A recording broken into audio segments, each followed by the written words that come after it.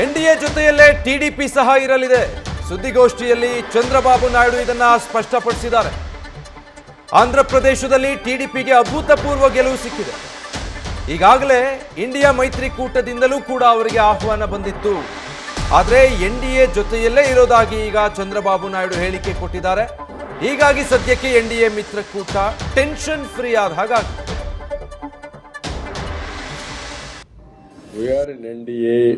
I am going for NDA meeting. In course of time, anything we'll report to you. Thank you. We are in NDA. I am going for NDA meeting. In course of time, anything we'll report to you. Thank you. NDA meeting. In course of time, anything we'll report to you. Thank you. We are. Details ಕೊಡ್ತಾರೆ Chandramohan, live ನಲ್ಲಿ join ಆಗ್ತಾ ಇದ್ದಾರೆ. ಚಂದ್ರಮೋಹನ್, ಈಗ ಒಂದು ಕಡೆ ನಿತೀಶ್ ಕುಮಾರ್ ಕೂಡ ಒಂದು tweet ಮಾಡಿ ವಿಶ್ ಮಾಡಿದ್ರು ನರೇಂದ್ರ ಮೋದಿ ಅವರಿಗೆ. ಈಗ ಚಂದ್ರಬಾಬು ನಾಯ್ಡು ಕೂಡ ಸುದ್ದಿಗೋಷ್ಠಿಯಲ್ಲೇ ಸ್ಪಷ್ಟಪಡಿಸಿದ್ದಾರೆ, ನಾವು ಎನ್ಡಿಎ ಜೊತೆಗೆ ಇರ್ತೀವಿ ಅಂತ. ಸೊ ಅಲ್ಲಿಗೆ ಇಲ್ಲಿ ಮುಂದಕ್ಕೆ ಯಾವುದೇ ಗೇಮ್ ಪ್ಲಾನ್ ಇರೋದಿಲ್ಲ ಇಂಡಿಯಾ ಮೈತ್ರಿಕೂಟದಿಂದ. ಈ ಎರಡೂ ನಾಯಕರು ಎನ್ಡಿಎ ಜೊತೆಗೆ ಮುಂದುವರಿತಾರೆ ಅನ್ನೋದು ಸ್ಪಷ್ಟನಾ ಅಲ್ಲಿಗೆ? ವಿಜಯ್, ಈಗ ಸದ್ಯಕ್ಕಂತೂ ಜೆಡಿಯು ಮತ್ತು ಟಿಡಿಪಿ ಎರಡೂ ಪಕ್ಷಗಳು ಕೂಡ ಈಗ ರಾಷ್ಟ್ರ ರಾಜಕಾರಣದಲ್ಲಿ ಮುಂದಿನ ಕೇಂದ್ರ ಸರ್ಕಾರ ರಚನೆಯಲ್ಲಿ ಕಿಂಗ್ ಮೇಕರ್ಗಳಾಗಿ ಹೊರಹೊಮ್ಮಿವೆ. ಈ ಎರಡೂ ಪಕ್ಷಗಳ ನಾಯಕರುಗಳು ಕೂಡ ಈಗ ಸದ್ಯಕ್ಕೆ ತಾವಂತೂ ಎನ್ಡಿಎ ಜೊತೆಗೇನೆ ಇರ್ತೇವೆ, ಎನ್ಡಿಎದ ಅಂಗಪಕ್ಷಗಳಾಗಿ ಮುಂದುವರಿತೇವೆ ಅಂತೇಳಿ ಘೋಷಣೆಯನ್ನು ಮಾಡಿದ್ದಾರೆ. ಆದರೆ ಈ ಇಬ್ಬರು ನಾಯಕರುಗಳು ಕೂಡ ಈ ಹಿಂದೆ ತಮ್ಮ ರಾಜಕೀಯ ನಿಲುವುಗಳನ್ನು ಹಠಾತ್ ಆಗೇನೆ ಬದಲಾವಣೆ ಮಾಡಿಕೊಂಡಂಥ ನಿದರ್ಶನಗಳು ಕೂಡ ಇವೆ. ತಾವು ಇದ್ದಂಥ ಮೈತ್ರಿಕೂಟವನ್ನು ಬದಲಾವಣೆ ಮಾಡಿ ಎದುರಾಳಿ ಮೈತ್ರಿಕೂಟಕ್ಕೆ ಸೇರ್ಪಡೆಯಾದಂಥ ರಾಜಕೀಯ ನಿದರ್ಶನಗಳು ಕೂಡ ಇವೆ. ಬಿಹಾರದಲ್ಲಂತೂ ನಿತೀಶ್ ಕುಮಾರ್ ಅವ್ರನ್ನ ಮೈತ್ರಿಕೂಟ ಬದಲಾವಣೆ ಮಾಡೋದ್ರಲ್ಲಿ ನಿಸ್ಸೀಮ ನಾಯಕ ಅಂತಾನೆ ಕರೀತಾರೆ. ಪಾಲ್ಟು ಕುಮಾರ್ ಅಂತ ಕೂಡ ಅವ್ರನ್ನ ಬಿಹಾರ ರಾಜಕಾರಣದಲ್ಲಿ ಕರೆಯಲಾಗುತ್ತೆ. ಅಂದ್ರೆ ಯಾವಾಗ ಬೇಕಾದ್ರೂ ಕೂಡ ನಿತೀಶ್ ಕುಮಾರ್ ಅವರು ತಮ್ಮ ಮೈತ್ರಿಕೂಟವನ್ನು ಬದಲಾವಣೆ ಮಾಡ್ತಾರೆ, ಎನ್ಡಿಎನಲ್ಲಿ ಇರ್ತಾರೆ, ಇದ್ದಕ್ಕಿದ್ದಂತೆ ಅವರು ಇಂಡಿಯಾ ಮೈತ್ರಿಕೂಟಕ್ಕೂ ಸೇರ್ಪಡೆ ಆಗ್ತಾರೆ. ಹಾಗಾಗಿ ಅವರು ಈ ಮೈತ್ರಿಕೂಟ ಬದಲಾವಣೆ ಮಾಡೋದ್ರಲ್ಲಿ ಎಕ್ಸ್ಪರ್ಟ್ ಅಂತ ಕೂಡ ಲಾಲು ಪ್ರಸಾದ್ ಯಾದವ್ ಸೇರಿದಂತೆ ಬಿಹಾರದ ರಾಜಕೀಯ ನಾಯಕರುಗಳು ನಿತೀಶ್ ಕುಮಾರ್ ಅವ್ರನ್ನ ಟೀಕೆ ಮಾಡ್ತಾರೆ. ಈಗ ಲೋಕಸಭಾ ಚುನಾವಣೆಗಿಂತ 2 ತಿಂಗಳು ಮುಂಚಿತವರೆಗೂ ಕೂಡ ಅವರು ಇಂಡಿಯಾ ಮೈತ್ರಿಕೂಟದ ಭಾಗವಾಗಿದ್ರು. ಆದರೆ ಇಂಡಿಯಾ ಮೈತ್ರಿಕೂಟದಲ್ಲಿ ತಮಗೆ ಸೂಕ್ತವಾದಂತಹ ಸ್ಥಾನಮಾನ ಸಿಗಲಿಲ್ಲ, ಸಂಚಾಲಕ ಹುದ್ದೆ ಸಿಗಲಿಲ್ಲ, ಅಥವಾ ಪ್ರಧಾನಿ ಹುದ್ದೆಗೆ ತಮ್ಮನ್ನು ಅಭ್ಯರ್ಥಿಯನ್ನಾಗಿ ಘೋಷಣೆ ಮಾಡಲಿಲ್ಲ ಅಂತಾನೆ ಅಸಮಾಧಾನಗೊಂಡು ಅವರು ಇಂಡಿಯಾ ಮೈತ್ರಿಕೂಟವನ್ನು ತೊರೆದು ಎನ್ಡಿಎ ಮೈತ್ರಿಕೂಟಕ್ಕೆ ಸೇರ್ಪಡೆಯಾದರು. ಈಗ ಬಿಹಾರದಲ್ಲಿ ಜೆಡಿಯು ಪಕ್ಷ ಈಗ 12 ಕ್ಷೇತ್ರಗಳಲ್ಲಿ ಗೆಲುವನ್ನು ಸಾಧಿಸಿದೆ. ಈಗ ಬಿಜೆಪಿಗೂ ಕೂಡ ಕೇಂದ್ರದಲ್ಲಿ ಸ್ಪಷ್ಟವಾದಂತಹ ಬಹುಮತ ಸಿಕ್ಕಿಲ್ಲ. 240 ಲೋಕಸಭಾ ಕ್ಷೇತ್ರಗಳಲ್ಲಿ ಮಾತ್ರನೇ ಬಿಜೆಪಿ ಗೆದ್ದಿದೆ. ಹೀಗಾಗಿ ಬಿಜೆಪಿಗೆ ಕೇಂದ್ರದಲ್ಲಿ ಸರ್ಕಾರ ರಚನೆ ಮಾಡಲಿಕ್ಕೆ ಮತ್ತು ಎನ್ಡಿಎನ ಮುನ್ನಡೆಸಲಿಕ್ಕೆ ಈಗ ಮ್ಯಾಜಿಕ್ ನಂಬರ್ ಆದಂಥ 272 ದಾಟಬೇಕು ಅಂದರೆ ಟಿಡಿಪಿ, ಜೆಡಿಯು ಸೇರಿದಂತೆ ಪ್ರಾದೇಶಿಕ ಪಕ್ಷಗಳ ಬೆಂಬಲ ಅನಿವಾರ್ಯವಾಗಿದೆ. ಹೀಗಾಗಿ ಈಗ ಜೆಡಿಯು ಬೆಂಬಲ ಕೂಡ ಬಹಳ ಮುಖ್ಯ.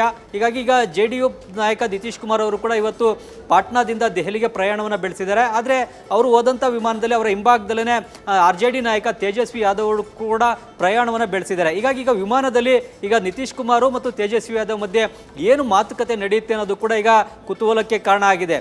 ಏನಾದರೂ ಕೂಡ ನಿತೀಶ್ ಕುಮಾರ್ ಅವ್ರನ್ನ ಇಂಡಿಯಾ ಮೈತ್ರಿಕೂಟಕ್ಕೆ ಮತ್ತೆ ಕರೆತರುವಂಥ ಪ್ರಯತ್ನವನ್ನು ತೇಜಸ್ವಿ ಯಾದವ್ ಈ ವಿಮಾನ ಪ್ರಯಾಣದಲ್ಲೇ ಮಾಡ್ತಾರಾ ಹೇಗೆ ಅನ್ನತಕ್ಕಂಥ ಕುತೂಹಲಗಳು ಕೂಡ ಇವೆ.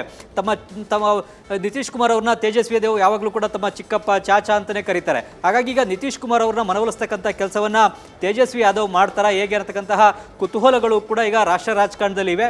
ಮತ್ತೊಂದು ಕಡೆಯಲ್ಲಿ ಈಗ ಇಂಡಿಯಾ ಮೈತ್ರಿಕೂಟದಲ್ಲಿ ಇರತಕ್ಕಂಥ ರಾಜಕೀಯ ಪಕ್ಷಗಳು ಕೂಡ ಈಗ ಮುಂದೆ ತಾವು ಸರ್ಕಾರವನ್ನು ರಚನೆ ಮಾಡಬೇಕಾ ಹೇಗೆ ಅನ್ನೋದ್ರ ಬಗ್ಗೆ ಈಗಾಗಲೇ ಚರ್ಚೆಯನ್ನು ನಿನ್ನೆಯಿಂದಲೇ ಆರಂಭಿಸಿವೆ.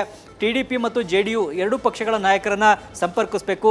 ಈ ಎರಡೂ ಪಕ್ಷಗಳನ್ನು ಕೂಡ ಈಗ ಇಂಡಿಯಾ ಮೈತ್ರಿಕೂಟಕ್ಕೆ ಕರೆತರಬೇಕು, ಕರೆತಂದು ಮುಂದೆ ಸರ್ಕಾರವನ್ನು ತಾವು ರಚನೆ ಮಾಡಬೇಕು ಅನ್ನೋ ಒಂದು ಪ್ರಯತ್ನವನ್ನು ಕೂಡ ನಡೆಸ್ತಾ ಇದ್ದಾರೆ. ಹಾಗಾಗಿ ಈಗ ನಿತೀಶ್ ಕುಮಾರ್ ಮತ್ತು ಚಂದ್ರಬಾಬು ನಾಯ್ಡು ತೆಗೆದುಕೊಳ್ತಕ್ಕಂಥ ತೀರ್ಮಾನದ ಮೇಲೆ ಎಲ್ಲರ ಚಿತ್ತ ನೆಟ್ಟಿದೆ. ಈಗ ಇಬ್ಬರು ಕೂಡ ನಾವು ಇಂಡಿಯಾದಲ್ಲೇ ಇರ್ತೀವಿ ಅಂದರೂ ಕೂಡ ಇಬ್ಬರು ಕೂಡ ಯಾವುದೇ ಕ್ಷಣದಲ್ಲಾದರೂ ಕೂಡ ತಮ್ಮ ತೀರ್ಮಾನವನ್ನು ಬದಲಾವಣೆಯನ್ನು ಮಾಡ್ಬೋದು. ಇಬ್ಬರಿಗೂ ಕೂಡ ರಾಜಕೀಯ ಮಹತ್ವಾಕಾಂಕ್ಷೆಗಳು ಕೂಡ ಇವೆ.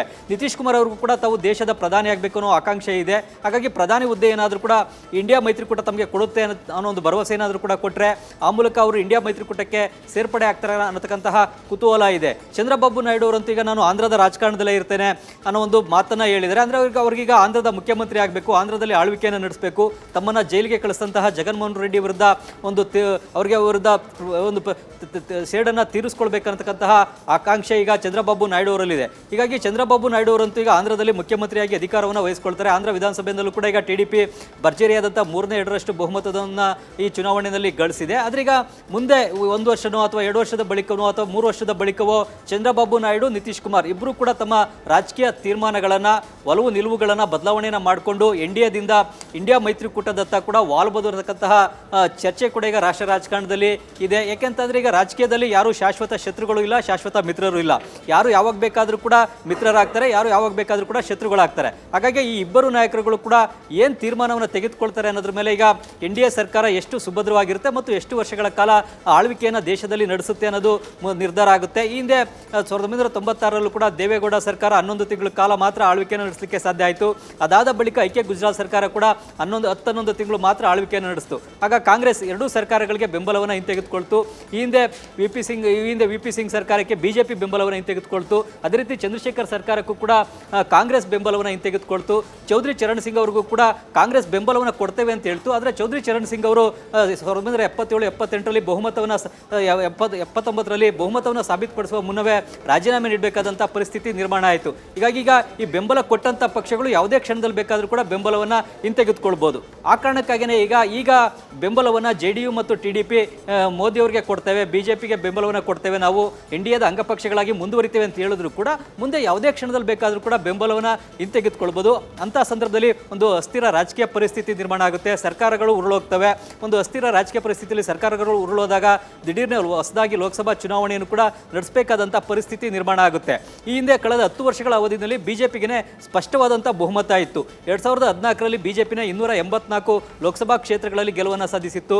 ಇದರಿಂದಾಗಿ ಯಾವುದೇ ಪಕ್ಷದ ಮುಲಾಜಿನಲ್ಲಿ ಮರ್ಜಿನಲ್ಲಿ ಇರಬೇಕಾದಂಥ ಅಗತ್ಯತೆ ಅನಿವಾರ್ಯತೆ ಪ್ರಧಾನಿ ಮೋದಿ ಅವರಿಗೆ ಇರಲಿಲ್ಲ. ಇನ್ನು 2019ರಲ್ಲೂ ಕೂಡ ಬಿಜೆಪಿ ಪಕ್ಷ 303 ಲೋಕಸಭಾ ಕ್ಷೇತ್ರಗಳಲ್ಲಿ ಸ್ಪಷ್ಟವಾದಂಥ ಗೆಲುವನ್ನು ಸಾಧಿಸಿ ಸ್ಪಷ್ಟ ಬಹುಮತವನ್ನು ಪಡೆದಿತ್ತು. ಈ ಕಾರಣಕ್ಕಾಗಿಯೇ ಸಂವಿಧಾನದ 370ನೇ ವಿಧಿಯನ್ನು ರದ್ದುಪಡಿಸತಕ್ಕಂಥ ತೀರ್ಮಾನ ಆಗ್ಬೋದು, ಇನ್ನೂ ಕೆಲವೊಂದು ಮಹತ್ವದ ತೀರ್ಮಾನಗಳನ್ನು ತೆಗೆದುಕೊಳ್ಳಲಿಕ್ಕೆ ಮೋದಿ ಅವರಿಗೆ ಸಾಧ್ಯ ಆಯಿತು. ಆದರೆ ಈಗ ಮುಂದಿನ 5 ವರ್ಷಗಳ ಅವಧಿಯಲ್ಲಿ ಮೋದಿ ಪ್ರಧಾನಿ ಆದರೂ ಕೂಡ ಕೆಲವೊಂದು ಮಹತ್ವದ ಗಟ್ಟಿ ತೀರ್ಮಾನಗಳನ್ನು, ಒಂದು ಕಠಿಣವಾದಂಥ ತೀರ್ಮಾನಗಳನ್ನು ತೆಗೆದುಕೊಳ್ಳಲಿಕ್ಕೆ ಸಾಧ್ಯ ಆಗದೇ ಇರ್ಬೋದು. ಈಗ ಮುಖ್ಯವಾಗಿ NRC ಜಾರಿ ಮಾಡೋದಾಗ್ಬೋದು ಅಥವಾ ಬೇರೆ ಯಾವುದೇ ಮಹತ್ವದ ಅಂಶಗಳನ್ನು ಜಾರಿಗೊಳಿಸಬೇಕು ಅಂದರೆ ಮಿತ್ರ ಪಕ್ಷಗಳ ವಿಶ್ವಾಸವನ್ನು ಗಳಿಸ್ಕೊಳ್ಬೇಕಾಗುತ್ತೆ. ಅವರ ವಿರೋಧವನ್ನು ಕಟ್ಟಿಕೊಂಡು ತೀರ್ಮಾನವನ್ನು ಜಾರಿ ಮಾಡಲಿಕ್ಕೆ ಹೋದಂಥ ಸಂದರ್ಭದಲ್ಲಿ ಮಿತ್ರ ಪಕ್ಷಗಳು ಬೆಂಬಲವನ್ನು ಹಿಂತೆಗೆದುಕೊಳ್ಬೋದು. ಹಾಗಾಗಿ ಅವರ ಮರ್ಜಿನಲ್ಲಿ ಮುಲಾಜಿನಲ್ಲಿ ಕೇಂದ್ರ ಸರ್ಕಾರ ನಡಿಬೇಕಾದಂತಹ ಅನಿವಾರ್ಯ ಪರಿಸ್ಥಿತಿ ಈಗ ನಿರ್ಮಾಣ ಆಗಿದೆ. ವಿಜಯ್, ಸದ್ಯದ ಪರಿಸ್ಥಿತಿ ಹೀಗಿರೋದು. ಒಟ್ಟಿನಲ್ಲಿ ಈ ಬೆಳವಣಿಗೆಗಳು ಕುತೂಹಲಕ್ಕೆ ಕಾರಣ ಆಗ್ತಾ ಇದೆ. ಇನ್ನು ನಿತೀಶ್ ಕುಮಾರ್ ಜೊತೆ RJD ತೇಜಸ್ವಿ ಯಾದವ್ ಕೂಡ ಹೀಗೆ ವಿಮಾನದಲ್ಲಿ ಒಟ್ಟಿಗೆ ಪ್ರಯಾಣ ಬೆಳೆಸಿರೋದು ಕುತೂಹಲಕ್ಕೆ ಕಾರಣ ಆಗ್ತಾ ಇದೆ. ಪಾಟ್ನಾದಿಂದ ದೆಹಲಿಗೆ ನಿತೀಶ್ ಕುಮಾರ್ ಮತ್ತೆ ತೇಜಸ್ವಿ ಯಾದವ್ ಒಂದೇ ವಿಮಾನದಲ್ಲಿ ತೆರಳಿದ್ದಾರೆ. ಪಾಟ್ನಾದಿಂದ ದೆಹಲಿಗೆ ಹಾರುವಂತಹ ವಿಸ್ತಾರ ವಿಮಾನ UK 718ನಲ್ಲಿ ಒಟ್ಟೊಟ್ಟಿಗೆ ಪ್ರಯಾಣ ಬೆಳೆಸಿದ್ದಾರೆ. ನ್ಯೂಸ್ ಫಸ್ಟ್ ನಿರ್ಭೀತಿಯಿಂದ ನಿಮ್ಮ ಪರವಾಗಿ.